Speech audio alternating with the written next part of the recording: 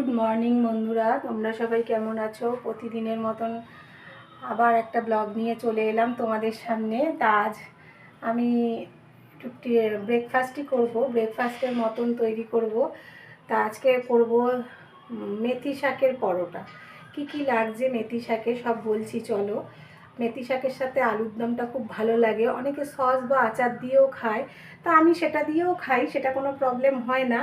তা আজ একটু ভাবছি আলুর দম করব আর মেথি শাকের পরোটা। এই দেখো এখানে মেথি শাকটা মেখে রেখে দিয়েছি, এবার বেলবো আর ভাজবো। চলো মেথি শাক পরোটা উপকরণগুলো কি কি লাগছে তোমাদের সামনে নিয়ে আসছি। এখানে আমি পাতা কেটে ধুয়ে রেখেছি ভালো করে, একটু কুচিয়ে নিয়েছি পাতাগুলোকে। তা এদিকে লাগছে চিনি, নুন, জোয়ান আর ময়দা, অবশ্যই সাদা তেল ময়মের জন্য। এগুলোকে ভালো করে একসাথে মিক্সড করতে হবে। মিক্সড করে আমি ভালো করে এগুলোকে আমি জল দেব না, ভালো করে আমি নিয়ে এবার একটুখানি সবগুলো একসাথে মিক্সড করে নিয়ে আমি আগে একটুখানি ভালো করে ময়াম দিয়ে নেব। ময়াম দেওয়ার পরে আমি বুঝতে পারবো জল কতটা লাগবে কি লাগবে না।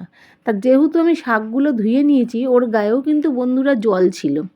দেখো আমার ময়মটা হয়ে গেছে দেওয়া, মানে মাখানোটা যা যা দরকারি লাগে আর কি। তা এদিকে দেখো ময়ম হয়ে যাওয়ার তার প্রমাণ হচ্ছে হাতে মুঠ করলে ছেড়ে যায়। তা এদিকে আমি অল্প একটু জল নিয়েছি, অল্প সামান্য জল নিয়েছি, জল নিয়ে এবার ভালো করে মেখে নেব।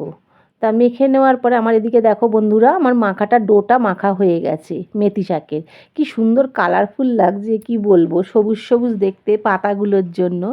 আর খেতেও কিন্তু খুব ভালো হয়েছিল বন্ধুরা। এখানে আমি লেচি কেটে নিয়েছি। এবার চলো কি করে করি দেখাই। তা আমি চাটু বসিয়ে দিয়েছি, লোহার চাটু নিয়েছি, তোমরা ফ্রাই প্যানও ইউজ করতে পারো।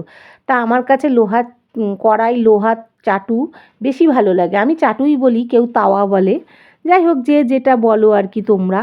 এদিকে আমি বেলে নিয়েছি গোল গোল করে। তা বেলে আমি এক হাতে কিন্তু ক্যামেরা আছে বন্ধুরা, তোমরা বুঝতে পারছো কি না আমি জানি না, আর এক হাতে আমি কাজগুলো করছি। তা ওই হাতে আবার ক্যামেরা ধরছি, এই হাতে আবার ভাজাভাজি করছি। তো এই করেই আমার চলে যাচ্ছে আর কি, এক হাত এই হাত আর ওই হাত করে করে। যাই হোক চলো, গল্প করতে করতে আমার ভাজাটা এক পিঠ হয়ে গেছে। এক পিঠ হয়ে যাওয়ার পর আমি এবার উল্টে দিলাম। তা একটু তেলের পরিমাণটা একটু বেশিই পড়েছে, পরোটাতে একটু তেলের পরিমাণ বেশি পড়লে খেতেও কিন্তু ভালো লাগে। আর দেখো এদিকে কড়া কড়া করে আমার ভাজা হয়ে গেছে, একটা একটা করে ভেজে ভেজে আমি তুলে রেখেছি। সবগুলো আর দেখাতে পারিনি তোমাদের সামনে। তা এদিকে আমার পরোটা রেডি। তা পরোটার সাথে আর খাবো কি দিয়ে? আলুর দম। ছোটো আলু নিয়ে নিয়েছি, সেদ্ধ করে নিয়েছি, মটরশুঁটি, ধনেপাতা, টমেটো, আদা আর সব রকম মশলা, লঙ্কার গুঁড়ো, ধনের গুঁড়ো, জিরের গুঁড়ো, হলুদ গুঁড়ো, নুন। এটা হবে সম্পূর্ণ নিরামিষ বন্ধুরা। তাই এদিকে আমি গোটা জিরে ফোড়নে দিয়ে দিয়েছি সাদা তেলের মধ্যে। তা আস্তে আস্তে আলুগুলো ছেড়ে, যেহেতু সেদ্ধ করা আলু, বেশি ভাজবো না, একটুখানি তেলে দিয়ে নেড়ে নেব। তা আমি এদিকে সম্পূর্ণটা তেলে দিয়ে দিয়েছি আলু, বেশিটুক আলু ছিল না, দুজন মানুষ তো বেশি লাগেও না। তা যাই হোক, আজকে সম্পূর্ণ আমি নিরামিষই করছি, মেথি শাকও কিন্তু নিরামিষ, মেথি শাকের পরোটা। আর এদিকে আলুর দমটাও কিন্তু আমি নিরামিষ করছি, জিরে ফোড়ন দিয়ে, আদা দিয়ে, টমেটো, ধনেপাতা, মটরশুঁটি দিয়ে খেতে কিন্তু খুব টেস্টি লাগে বন্ধুরা, তোমরা একবার ট্রাই করে দেখো। তা আলুটা যেহেতু সেদ্ধ করা, তা আমি ভাজা ভাজা করে একটু বেশ অল্প হালকা ভাজা ভাজা করে মশলাটাকে আমি এদিকে দেখো গুলিয়ে নিলাম জল দিয়ে। এবার আমি দিয়ে দেব। এবার মশলাটা দিয়ে কষানোর ওপরই আমার আলুর দমটা তৈরি হয়ে যাবে। দেখো কি সুন্দর কালারফুল লাগছে, আর ফুটছে কি সুন্দর টকবক করে, আর কালারটা কিন্তু খুব সুন্দর এসছে বন্ধুরা। তা যাই হোক, যেহেতু আলুটা সেদ্ধ করা, এই মশলাটার ওপরেই কিন্তু আমার আলুর দমটা হবে, হালকা সামান্য একটু জল দেব।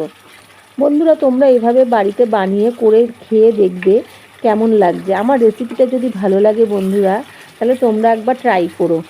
একদম সাদা মাঠা আলুর দম, কিন্তু খেতে খুব স্বাদ হয়েছিল। তা যাই হোক, আমি তো বলবোই আমার রান্না স্বাদ। চলো তারপরে হয়ে গেছে সব কিছু, এবার বাসন মাজার পালা।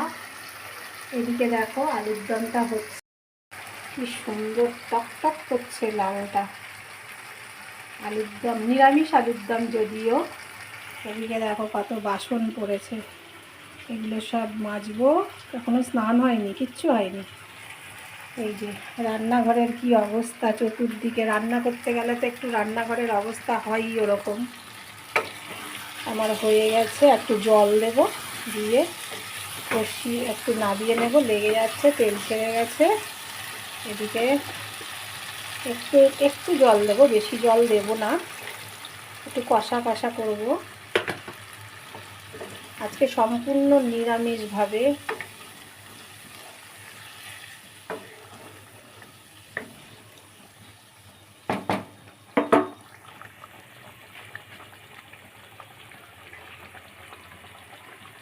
এদিকে আমি ঢাকা দিয়ে দিলাম একটুখানি কিছুক্ষণের জন্য। তা ঢাকাটা তুলে তারপরে দেখো আমার হয়ে গেছে।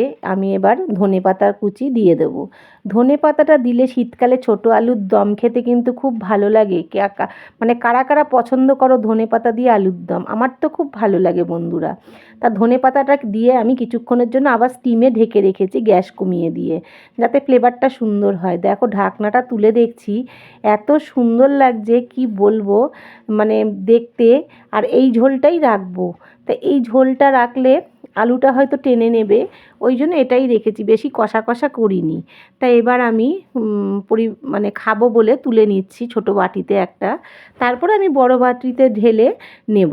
তা ছোটো বাটিতে আগে একটু আমি তুলে খেতে দেবো আর কি, আমি নিজেও একটু নিয়ে বসবো খেতে, আর খেতেও দেবো। তা যাই হোক, আমার এদিকে আলুর দমও রেডি হয়ে গেছে, আমি ছোটো বাটিতে তুলে নিচ্ছি। তা বন্ধুরা, তোমাদের যদি আবার বলছি ভিডিওটা ভালো লেগে থাকে, অবশ্যই কিন্তু একটা লাইক করবে। একটা লাইক সাবস্ক্রাইব এবং শেয়ার আমাদের জন্য কিন্তু খুবই দরকারি। তো ভিডিওটা কেউ স্কিপ করো না, পুরোটাই দেখো। আর ভিডিওটা পুরো দেখে কিন্তু লাইক করবে। একটা লাইক আমাদেরকে অনেক দূরে অবধি পৌঁছে নিয়ে যেতে পারে। তাই এদিকে আমার দেখো ফাইনাল লুক রেডি, মেথির পরোটা আর আলুর দম। তা আমি এবার খাবারের জন্য তুলে নিয়েছি ছোটো বাটিতে, তোমরা এর আগেও দেখলে। তাই এখানে দেখো পরোটাটা কি সুন্দর লাগছে দেখতে, আর খুব সফট হয়েছিল বন্ধুরা। তা 4 পিস পরোটা নিয়েছি। 4 পিস পরোটা আমি খাবো না, আমি জাস্ট তোমাদেরকে দেখাবার জন্য নিয়ে বসলাম, কিন্তু আমি খাইনি এটা। তা যাই হোক, এত নরম হয়েছিল, আমি এখানে ভয়েস ওভার দিচ্ছিলাম, কিন্তু আমাদের গ্রুপ লাইভ চলছিল। তা ওই কথাগুলো আমার না মিউট করতে মনে নেই তার লাইভে। তা ওই কথাগুলো পুরো আমার ভয়েসে চলে এসছে। তা কী করব, আমি ওটাকে আবার মানে ভয়েস ওভার দিলাম। তা চলো বন্ধুরা দেখো, আমি ওখানে পরোটাটা কতটা নরম হয়েছে আমি বলছিলাম। তা যাই হোক, আমার দুর্ভাগ্যবশত আমি সেটা তোমাদের সামনে আনতে পারিনি, আমার ভয়েস ওভার দিতে হলো আবার। এখানে বলছিলাম খেতে কিন্তু খুব টেস্টি হয়েছিল। তা আমার না শুধু শুধু খেতেই খুব ভালো লাগছিল। আর বন্ধুরা, আমি যখন ভাজছিলাম মেথি শাকের এত সুন্দর একটা সেন্ট বেরিয়েছিল, সারা ঘর গন্ধে ভরে গেছে মেথি শাক ভাজার গন্ধটা আর কি। তা যাই হোক, খুব টেস্টি হয়েছিল বন্ধুরা। তোমরা আমার যদি রেসিপিটা ভালো লেগে থাকে তোমরা ট্রাই করো, খেও, এবং খেয়ে আমাকে কিন্তু কমেন্ট করো। আমি জানি তোমরা সবাই জানো, তাও আমি বললাম, আমার ভিডিওটা তোমরা কেউ স্কিপ করো না, আর আমাকে প্রচুর প্রচুর ভালোবাসা দিও, আর লাইক কমেন্ট শেয়ার করতে ভুলো না কিন্তু।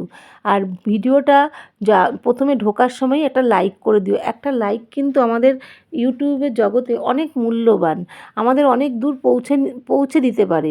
তা যাই হোক, সবাই জানো যদিও, আবার বললাম যে তোমরা যদি ভিডিওটা দেখো অবশ্যই লাইক করো, আর আমার যদি ভিডিওটা ভালো লেগে থাকে লাইক কমেন্ট সাবস্ক্রাইব করে আমার পাশে থেকো। তা আর কি বলবো, চলো বন্ধুরা, আমার ভিডিওটা এখানেই শেষ করছি। Tata, thank you for watching.